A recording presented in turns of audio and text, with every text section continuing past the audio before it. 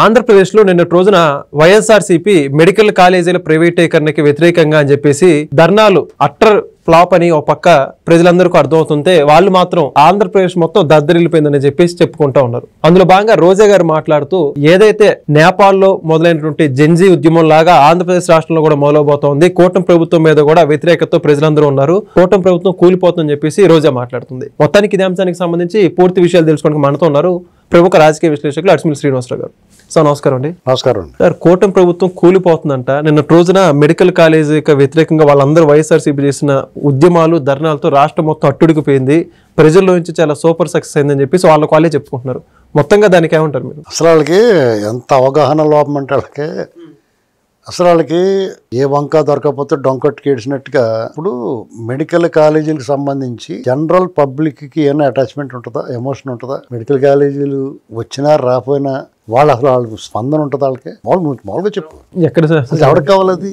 దాన్ని ఎవడు పట్టించుకోడు కదా. పైగా ఒకవేళ బాగా చదువుకున్న వాళ్ళు, స్టూడెంట్స్, ఇలాంటి వాళ్ళు దాని గురించి ఆలోచిస్తారు. వాళ్ళకి మీరేం చేసిన నిర్వాహకం అంతా తెలుసు కదా. మీరేం చేశారో 17 కాలేజీలు అన్నాం, 3 కాలేజీలు చేసో దానికి ఏమో కాంట్రాక్టులు పిలిపించి నాబార్డు నిధులు అని చెప్పేసి అది తెప్పించి నువ్వు కమిషన్లు కొట్టేసి వాళ్ళకి బిల్లు ఇవ్వకుండా అది ఆగిపోయి కేంద్రం ఇచ్చిన డబ్బులు నువ్వు దొబ్బేసి చదువుకున్నవాడికి ఇవన్నీ తెలుసు. సీట్లు ప్రైవేట్ వాళ్ళకి అమ్ముకోవడం, సీట్లు ప్రైవేట్ వాళ్ళు అమ్ముకుని స్కెచ్ పెట్టావు. ఇది చదువుకున్నవాడికి 4 అక్షర మొక్కలు వచ్చిన అందరికీ తెలుసు. ఈ చదువుకోని వాళ్ళు లేకపోతే ఎవరన్నా ఇది రాజకీయాలు పెద్ద పట్టించుకునే వాళ్ళు ఉన్నారనుకో, వాళ్ళకి ఇది అసలు ఎమోషనే కాదు, అసలు ఇష్యూయే కాదు. దాని మీద వీళ్ళు ఏది దొరకలేదు వాళ్ళకి. దీని మీద కోటి సంతకాలు, మెడికల్ కాలేజీలు ప్రైవేటీకరణం, దానికి తోటి సిగ్గు లేకుండా వామపక్షాల వాళ్ళంకాల అసలు వాళ్ళకి ఏం చేయాలో వాళ్ళకి అర్థం అవ్వట్లేదు. అదే కదా. ఇప్పుడు వీళ్ళు కూటమిలో వాళ్ళు చేర్చుకోరు. జగన్మోహన్ రెడ్డి వెనకాల వెళ్తే ఆ దరిద్రం వాళ్ళకి అంటుకుంటుంది. అయినా సరే దరిద్రం అంటించుకోవడానికి వెళ్తున్నారు, అది వేరే విషయం. ఏంటంటే వాళ్ళ విలువ పోతుంది. వాళ్ళకి ఒక విలువ ఉండేది. వాళ్ళు న్యూట్రల్గా పోరాటం చేయాలి. ఇంకా బోల్ని సమస్యలు ఉన్నాయి చేయడానికి. జగన్తో చేరారంటే వాళ్ళు దరిద్రం పట్టుకున్నట్టే. ఈ మెడికల్ కాలేజ్ ఇప్పుడు ఆరోగ్యశ్రీ కార్డు ఉందండి. నీకు రోగం మొత్తం ఏం చేస్తా? ప్రైవేట్ హాస్పిటల్ పరిగెడుతున్నావు లేదా? మరి అదే ప్రైవేటైజేషన్ కదా అది. దాని మీద చాలా బెటర్ కదా. ప్రైవేటు ప్రభుత్వ పార్ట్నర్షిప్ కదా. ప్రైవేట్ వాళ్ళకి ఎవరైనా క్లారిటీగా చూస్తుంటే పీపీపీ అంటే ప్రైవేట్ పబ్లిక్ పీపుల్ పార్ట్నర్షిప్. ఇది నిర్మించు, నిర్వహించు, అప్పగించు. ఇది వాళ్ళు నిర్మిస్తారు, నిర్వహిస్తారు. ఆ కాల పరిమితి అయిన తర్వాత అప్పగిస్తారు. ఆ అప్పగించే టైంలో గంగవరం పోర్టుని నిర్మించి, నిర్వహించి, అప్పగించే టైంలో అమ్మేసాడు ఇతను జగన్మోహన్ రెడ్డి. మరి నీలటోడు తగలకుండా ఉంటే అందంగా ప్రభుత్వానికి వస్తాయి. నీలటోడు తగిలేయడానికి మధ్యలోని అప్పుడు అమ్మేస్తాడు. ఎంతో కొంచెం తీసుకోండి అని. నాది కాదు కదా. ఇప్పుడు దారిని పోతే ఎవరిదో బండి ఉందనుకో, ఏమండి బండి అమ్ముతారని అనుకో, అమ్ముతారండి ఎంతో కొంత తీసుకుని నిలబెట్టిపోతాం మనం, అంతే కదా. ఇప్పుడు ఆడి బండి కాదు, ఆడ పోతే ఎవడో అడిగాడు నీ బండి అండి అని. అవునండి తీసుకుపోండి, డబ్బులు తీసుకుని పోయాడు అనుకో, కాగితాలు కట్ట అడగలేదని. కాగితాలు వేయలేము, తర్వాత తీసుకుంటే ముందు డబ్బులు ఇచ్చేయండి అంటే ఇచ్చేస్తే అలాగే తప్పిస్తారు గంగవరం పోర్టు. అది కూడా ఆధారం లాగించాడు. ఏదో ఫేవర్ అడుగుతాడు, నా కేసుల గురించి ఓన్ల గురించి చెప్పండి పెద్దవాళ్ళకి, పైన వాళ్ళకి, నన్ను కొంచెం అని చెప్పేసి మీకు ఎంత కాలుతో తీసుకోండి అని ఇచ్చేసాడు. రోజా ఇప్పుడు ఈ ఉద్యమం చేసి వాళ్ళందరూ ఎవరో పేరు నాని, అమ్మడి రాంబాబు, రోజా, ఈ బ్యాచ్ అందరి మీద కేసు రేపు మాపు లోపలికి వెళ్తారు. వీళ్ళు లోపలికి వెళ్ళి ముందు రికార్డింగ్ డాన్స్ చేసి, ఇదిగో మీ పాటలు రికార్డింగ్ డాన్స్ చేసాం కాబట్టి మమ్మల్ని అరెస్ట్ చేయారని చెప్తాను అన్నమాట. జగన్మోహన్ రెడ్డి అక్కడ చేసేటి అసలు కనపడలేదు కదండి. అతను రాలేదు కదా. మీకు సిగ్గులేదా? రాకుండా మీరు అందరూ వేస్తున్నారు డాన్స్. అతను మొత్తానికి వచ్చబడిపోతుంది. ఎప్పుడు వచ్చేసి ఏ కేసులో పట్టుకుపోతారో తెలియదు అతనికి. ఎన్నాళ్ళో క్లారిటీ ఉంది.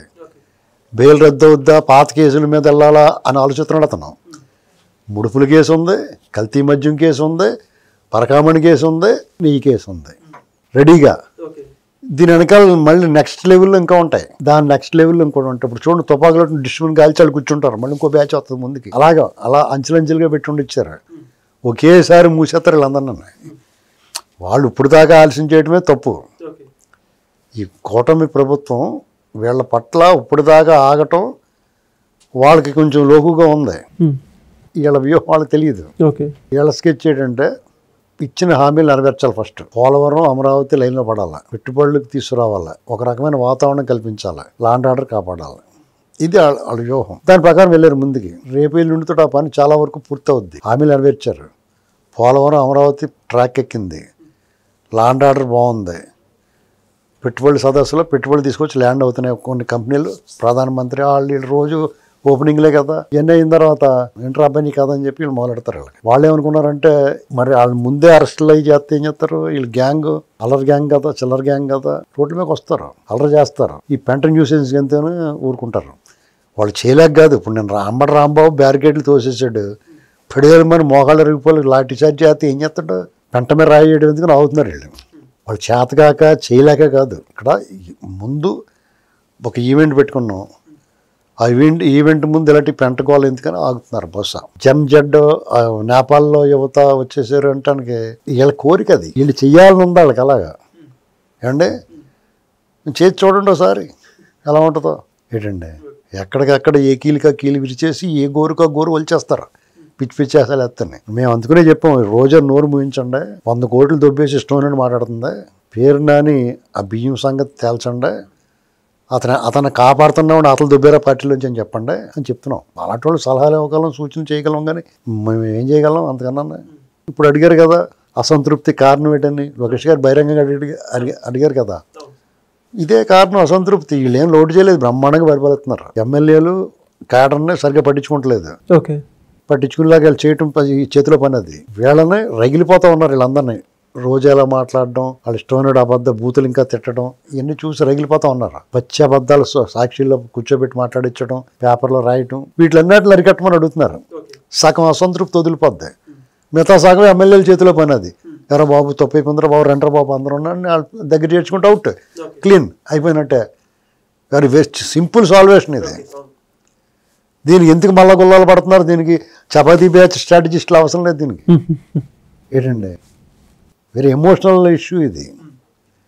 క్యాడర్తో కనెక్షన్ ఉండాల మనకే, మన క్యాడర్ అలాంటి వాళ్ళు పార్టీ కార్యకర్తలతో అటాచ్మెంట్ ఉండాలి. వ్యూహకర్తలో సర్వే చేసి ఈ నోట్లు వస్తున్నాయి, ఇన్ని జరుగుతుంది అని చెప్పేసి పక్క తప్పుకోవాలి. ఇది పార్టీ నిర్ణయాలు, పార్టీ ఏం చేయాలనేటువంటి దానికి ఎమోషనల్ నాయకుడి లక్షణం, నాయకుడే తీసుకున్న నిర్ణయాలు. ఎందుకంటే ఇది ఎమోషనల్ బాండింగ్ ఇదంతా. ప్రత్యేకించి తెలుగుదేశం పార్టీ అంటే ఎమోషనల్ బాండింగే, కమర్షియల్ టచ్లో ఉండదు దీన్ని. కాబట్టి దీన్ని తీసుకోవాల్సిన నిర్ణయాలు వెరీ సింపుల్. లోకల్గా ఉన్న లీడర్లో కార్యకర్తను దగ్గర చేర్చుకోవాలి, అది పెద్ద కష్టమైన పని కాదు, వాళ్ళ చేతిలో పని. అది ఇలా ఈ దొంగలందరినీ లోపలేసేయాలి, అది కష్టమైన పని కాదు, ఆడ దొంగతనాలు చేశారు కాబట్టి. అక్రమ కేసులు పెట్టాలంటే ఇబ్బంది, కానీ దొంగని దొంగ అంటానికి తప్పేముంది, పెద్ద కష్టమేముంది, వెరీ సింపుల్గా సాల్వ్ చేసుకోవచ్చు ఇది. Thank you. Please subscribe to Leo News for more videos.